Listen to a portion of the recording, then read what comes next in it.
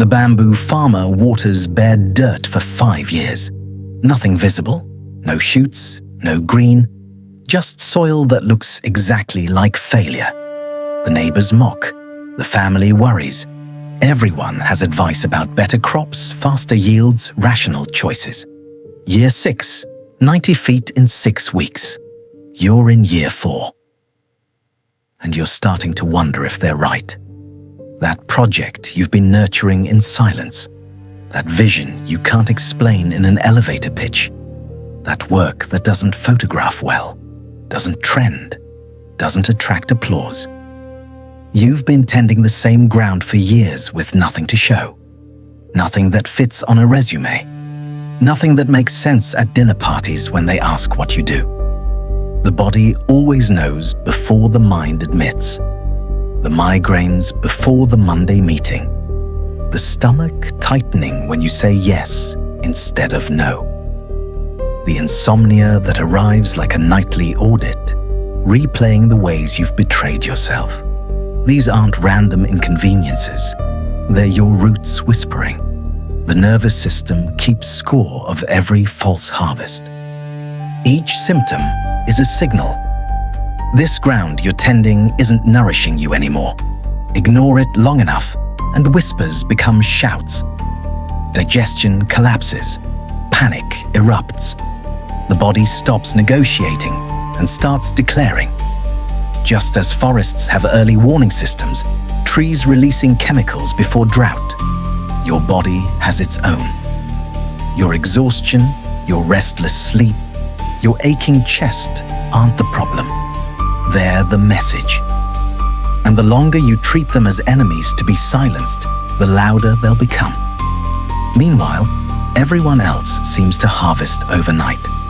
Your college roommate just sold their startup. Your colleague got promoted again. That friend who pivoted 6 months ago is already profitable. Their success is loud, immediate, validating. Yours is what exactly? Invisible labor that might matter someday? Faith in seeds you can't even prove exist. You've been taught to think in quarters, not decades. To measure in metrics, not depth. To value what's visible, not what's foundational. So you feel like failure because your work hasn't produced anything that screenshots well. Because you can't point to the fruit when everyone keeps asking about the harvest. But here's what they don't understand about forests. They grow first where no one can see. For years, sometimes decades, the entire drama happens underground. Root systems spreading, mycorrhizal networks forming, connections establishing that will support thousands of species you haven't even imagined yet. All invisible, all essential, all dismissed as nothing because nothing shows above ground. You tended one patch of ground long after everyone else left. No applause, no promotions, just seasons of unseen devotion. While others moved on, you kept watering the same soil until it began to breathe again. Years passed without proof. Yet something was happening beneath the surface. Connections forming, lives intertwining, roots taking hold. What looked like stagnation was actually becoming stability. One seed at a time, a quiet ecosystem began to form. You didn't need fanfare to know it mattered. You could feel the ground responding. The way silence shifts when life is returning. The way unseen work becomes its own reward. What's growing can't yet be mapped. The connections forming beneath the surface won't make sense until they suddenly do. Every unseen collaboration, every quiet act of tending is part of the same invisible web that one day reveals itself as indispensable. That's how all foundations form. Quietly, irrationally, perfectly on time. This is the nature of foundational work. You can't see it while it's happening. Can't measure it while it's forming. Can't prove its value until suddenly you can't imagine life without it. There's a specific loneliness that comes with building cathedrals in a ranch house world. You're sketching blueprints meant for grandchildren of people not yet born, solving problems for centuries you'll never witness. Most of your peers build houses, practical, profitable, immediate. You're building time machines, structures sturdy enough to carry beauty forward long after everyone forgets your name. They mock your grandiosity, your impracticality, your delusion. Why design what you'll never see? Why plan what you'll never enjoy? Why spend your only life on someone else's future? You can't explain that enjoyment isn't the point, that there's something in your soul that builds for building's sake, that creates because creation is required, not because credit is guaranteed. You can't explain that some people arrive with assignments longer than lifetimes. Cathedral builders in a ranch house world. There's a texture to this loneliness. The silence of sacred work before the world has language for it. You start to wonder if maybe you misunderstood the assignment. But silence doesn't mean absence. It means gestation. The roots don't speak until they've taken hold. The stonemason who carved gargoyles on medieval cathedrals knew no one would ever see his work up close. Placed hundreds of feet in the air, facing away from human eyes, detailed with the same care as if crowds would gather daily to admire them. He carved for the carving, for the stone, for something that had nothing to do with being witnessed and everything to do with being true. That's the lineage you belong to, the anonymous artisans, the unsigned masterpieces, the work that exists because it had to exist, not because anyone would ever know who made it. The years when nothing shows above ground, that's when everything essential happens. The season where everything you built collapses, that's not failure, it's composting, creating richer soil for what comes next. The patience you're forced to develop isn't waiting, it's becoming. You're not behind. You're underground, where real strength forms. You know this because you've felt both kinds of growth. The quick bloom that dies at first frost, the deep root that survives everything. You've produced work that got immediate applause, and work that no one noticed. The applause felt good for 3 days. The unnoticed work still feeds you years later. Every real transformation started this way. Invisible, unmarketable, seemingly pointless. Someone spending decades on something nobody understood until suddenly everybody needed it. Your work follows this pattern. It doesn't matter that you can't see the pattern yet. The pattern exists whether you perceive it or not.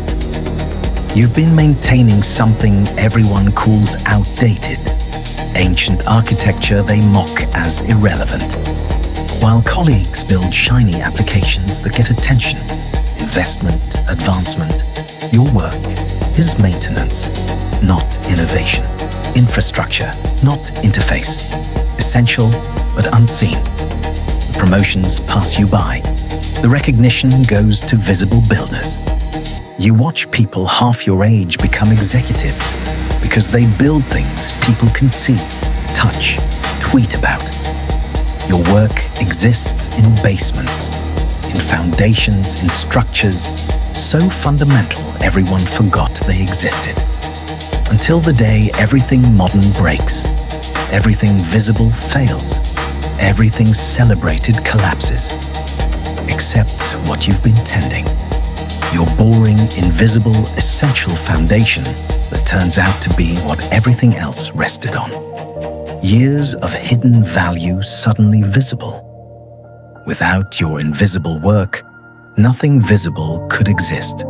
But even then, you don't need the recognition. You've learned something during those invisible years, Real power doesn't need to be seen. It just needs to be necessary. You still maintain that foundation, still invisible, still essential, still the root system everything else depends on. The difference is now you know what you always suspected. Visible fruit grows from invisible roots. The deeper the roots, the higher the tree. The longer they take to establish, the longer they last. This isn't about patience. Patience implies waiting for something to happen. This is about presence, being fully here for work that transcends here, building now for then, creating present for future. It's a different kind of time, sacred time, the kind measured in generations, not fiscal quarters. But living in sacred time while everyone else operates in fiscal quarters creates its own exhaustion. How do you explain forests to flower people? How do you justify decades to day traders?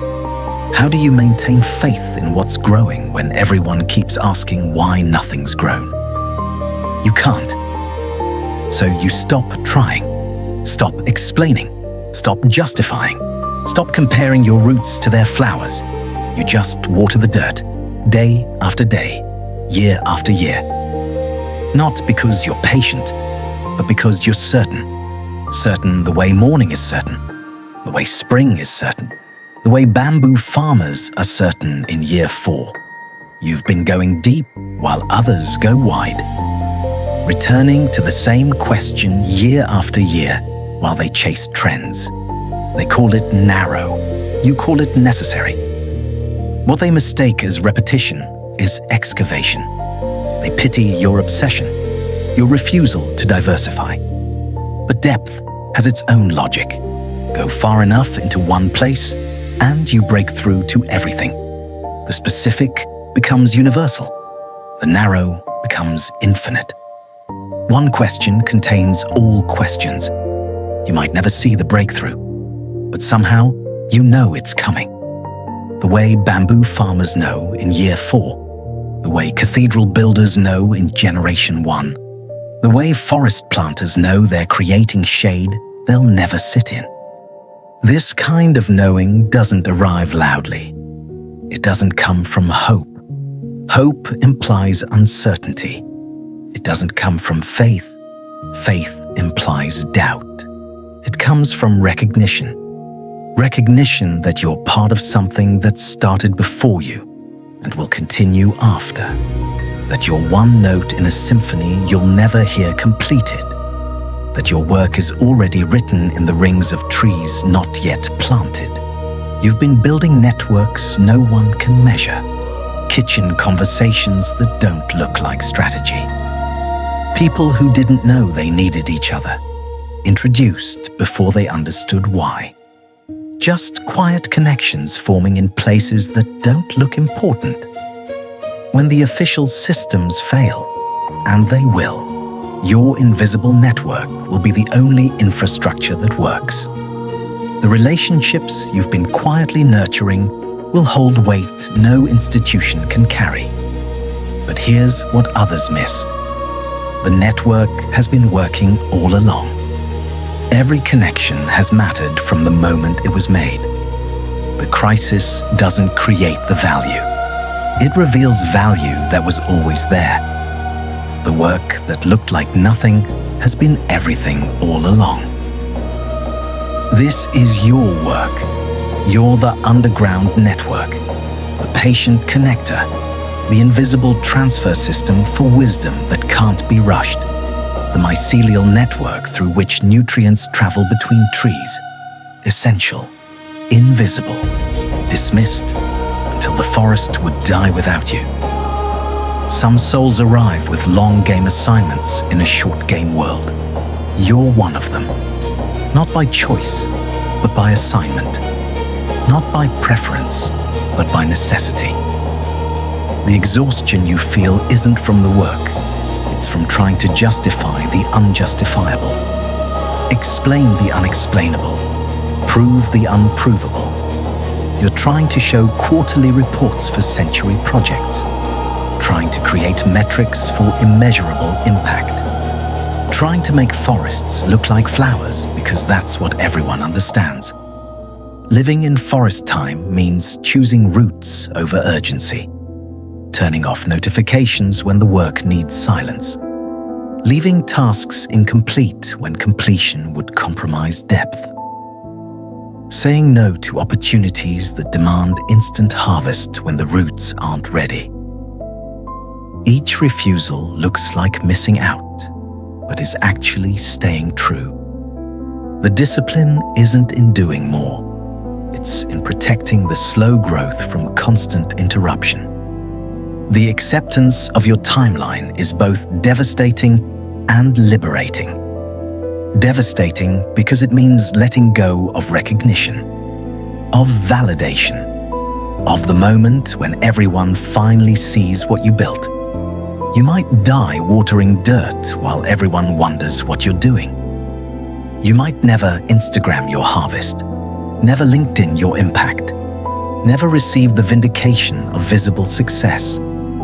Liberating because it means you can stop performing growth, stop forcing visibility, stop defending depth to surface swimmers.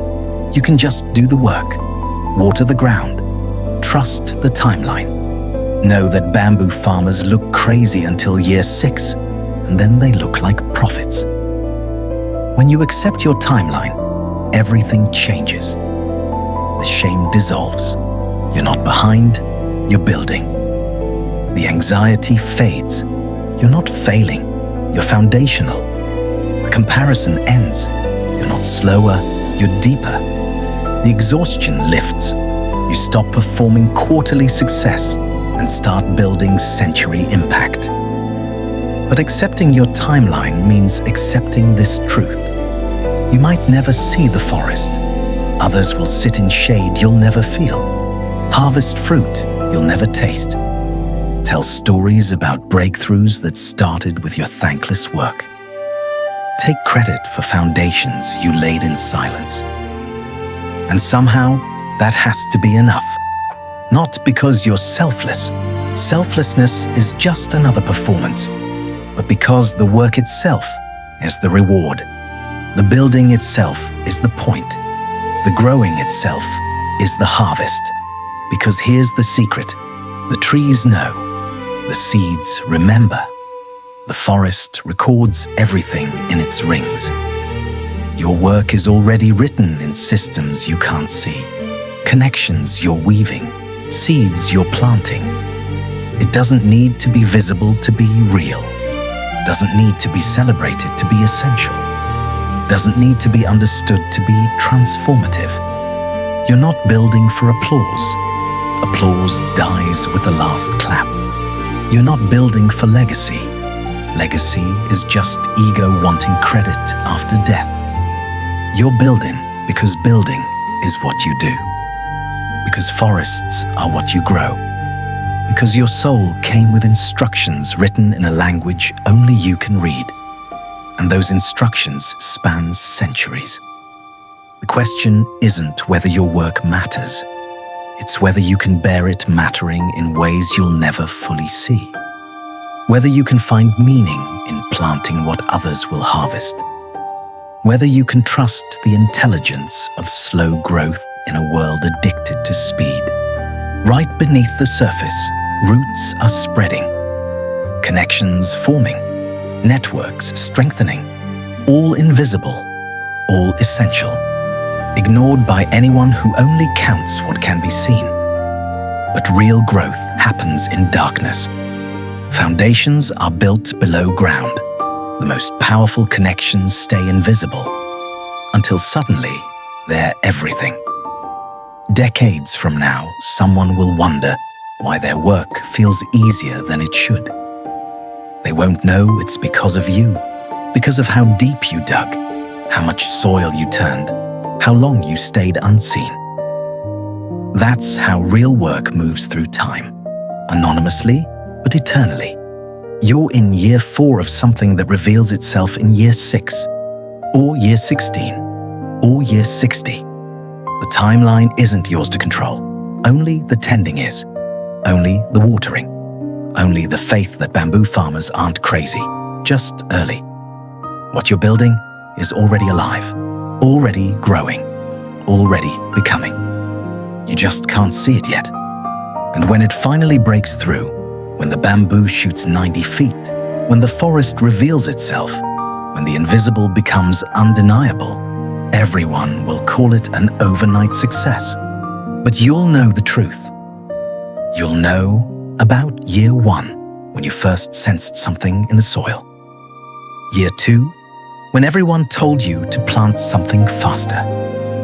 Year 3, when your own doubt almost won. Year 4, when you kept watering anyway, not because you could see the growth, but because you could feel it.